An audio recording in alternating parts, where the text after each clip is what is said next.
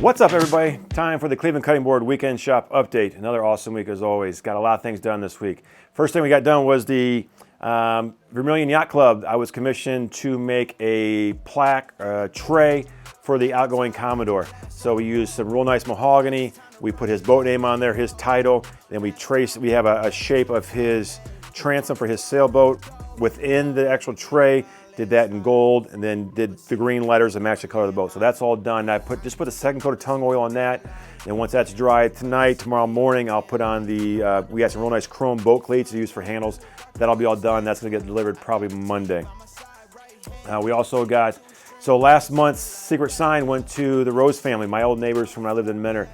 Best neighbors I've ever had. So they actually ordered some other products, so I stuck that sign in there, and that went out. So that was an awesome project for me to do. What else? The 16 by 24 boards. We got a big jump on those this week. Those all are, I got 10 right here, ready to get glued up, and then down here is 10 more that's ready to get glued up. Or I'm sorry, those down there are already glued up. This 10's ready to get glued up. That's all the clamps I have. That's 30 clamps, 3 clamps. So, I mean, I've got the huge clamps, but I'm not gonna do it. So, got a big jump on that this week. I got my cheat sheet as always, a piece of walnut with some chalk. We also worked on the dust collection system. We have the new dust collector, so I've been working on, which has a lot more power than my old one did. So I've been working on resealing all the fittings. I'm taking out all the sharp 90-degree turns in the piping and putting in 45-degree turns to help the airflow a little bit better. So trying to do a little bit of stuff to help keep the dust down. Got that done, or that's not done, waiting a couple more pieces I ordered for that. Serving boards, I got an order for 60 serving boards for a customer in Akron. They're gonna give them as their holiday gift. So 30 in walnut, 30 in sapele. I got a jump. I got the first half of walnut boards cut, ready to be glued up, but out of clamps. So I gotta sneak those in with this order here. So those are going along nicely. I gotta get those done probably by the end of next week. Those gotta be delivered by November 1st. So I gotta get them done, I gotta get them glued up, cut in the CNC, sanded, laser engraved, and then oiled. So I gotta get those all done. So I got a good jump on those today. The Halloween boards, I worked on the Halloween boards this week. I got a few orders already. The ones I got in stock already sold. So this one's still got to get final sanded, edge, and all that good stuff. But this one is, those are going to go quick. I'm only going to make those for one more week, and that's it for now. So they were sold a lot faster than I anticipated. So got to get that done. The other thing that we're working on, keep up, Mr. Camera, is what else on my list says here. Got another sign, good friends of ours, their son, great kid, just bought his first home. I think he's 24, 25. Bought his first house, so they ordered a sign for the front of his house. And then I got that done. That's gonna get delivered tomorrow. And then I made some nice coasters to match it just as a housewarming gift because he's such a great kid. Got that done, that's going out tomorrow.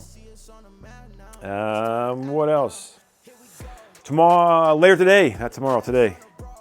Tomorrow for me, today for you, is the Woolly Bear Festival in Vermilion. That's the largest one-day festival in the state of Ohio. I'll be there tomorrow. I'll be walking all over the place. I'll be in Rudy's. I'll be in Route 6. So anyone I see wearing a Cleveland Cutting Board t-shirt will get a free, I'll buy you a drink out of me. So that's, anytime, I'll be there pretty much all day tomorrow. So if I see you wearing a Cleveland Cutting Board shirt, I'll buy you a cocktail. This past Wednesday, we had the Whiskey and Wood Talk, which is turning into whiskey and wine and wood and watches and everything else. So it's actually been pretty fun. A lot of great questions. I've already got a bunch of questions for next week. And if you ask a question, just text it to me or email it to me or message me on Facebook. I'll answer it on the spot. I'm not going to make you wait till the following one, but yeah, keep those questions coming. I actually have a lot of watch questions for next week. I think because the holidays are coming up, people are looking at Christmas gifts. This coming Wednesday, I will have, to me, a really big announcement. To my wife and I and our family, a pretty big announcement regarding working in Cleveland Cutting Board in the future and stuff like that. So I'm not going to make that announcement until this coming Wednesday, so make sure you turn in. The other thing I've been doing is this past Thursday, I spent a better part of the day cleaning, but when you cut up, I figure I cut up 20 cutting boards for the big order, not to mention all the walnut boards and all the other stuff I'm working on. Cleaned all day Thursday, shop is trashed again. So, looking for some help. Someone that can help clean, that can do some woodworking, someone that can train to run the CNC machine, someone that can train to run the laser engraver.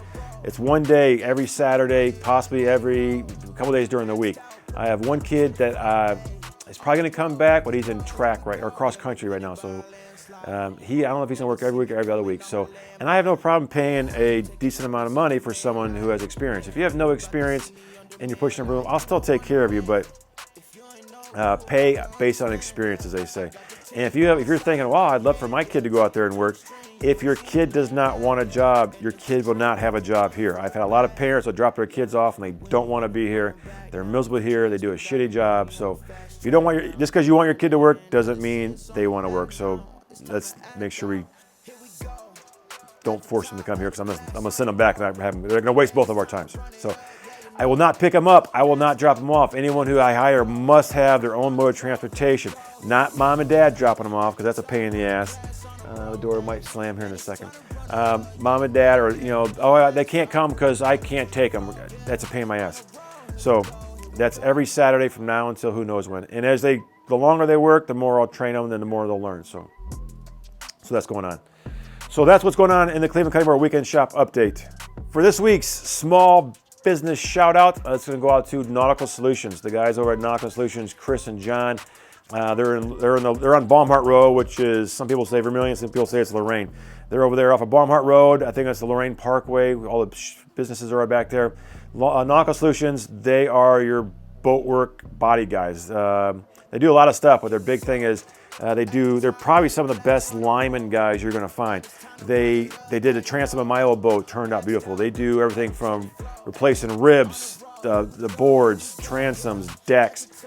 They can do a full restoration on a boat. They are the lineman guys. They do body work on all fiberglass boats as well. They've painted a few boats that I know of. My friend Heidi's sailboat, they did an amazing paint job on that. I actually watched them a couple years ago. There's an MJM, which is a really high-end cruiser, got in a crash.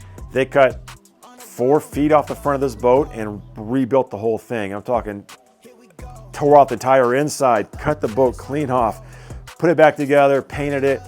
It was better than brand new. These guys did a great job. So if you need any body work, paint work, boat work, they are your guys. They're the body work guys. They got a full spray set up over there so they can spray your boat as well. So, and for this week's stupid shit people say to small business owners. One question I get is, how do you price your project? Where's your number come from? So I base cutting boards, for example, on a cubic inch. How many cubic inches is it? And that's how I work in I have a formula I put in. Cubic inch equates to so much. So, for example, my number one seller is a 18 by 12 by inch and a half cutting board. When you have the final product, that comes out to be 324 cubic inches.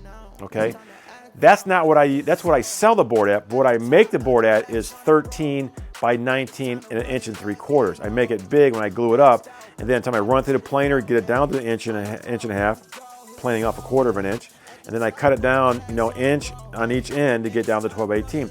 So when you do a 19 by 13 by 1 3/4 board, that's 432 cubic inches. Now people think, that's not, so what, it's not a lot. Well, you gotta understand, when you're doing an order like that, the boards for my big order, doing 100 boards, and you start trimming off pieces like this is scrap. This is gonna go in the fire pit. You guys can have all of this. This I can't work with. But for one board, that's not a lot. But when you start looking at a 100 board order or the boards throughout the year, it adds up big. So I base my price on not the final cubic inches. I base my price on the cubic inches that I use to make the board. Does that make sense? So you gotta keep that in mind when you're looking at a company saying, well, your price is this. Well, there's also the time from all the materials that go into the product, the time to go pick up the material, all those things. So when you're busting the balls of a small business owner about their price, remember all that stuff's worked into. And what this is coming from, someone was, person I associate with on my day job was